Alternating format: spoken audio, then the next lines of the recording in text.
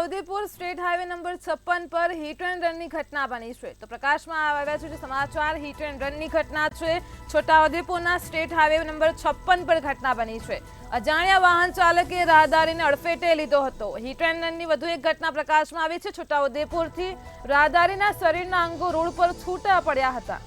નસવાડી પોલીસે ઘટનાસ્થળે પહોંચીને તમામ કાર્યવાહી હાથ ધરી છે। તો અજાણ્યા વાહન ચાલકે રાહદારીને અડફેટે લીધો હતો। સ્ટેટ હાઈવે નંબર 56 પર આ ઘટના બનવા પામી હતી।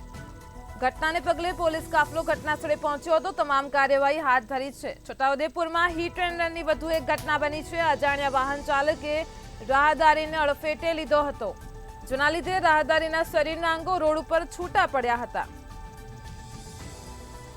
તો નસવાડી પોલીસ ઘટનાસ્થળે પહોંચી કાર્યવાહી હાથ ધરી છે।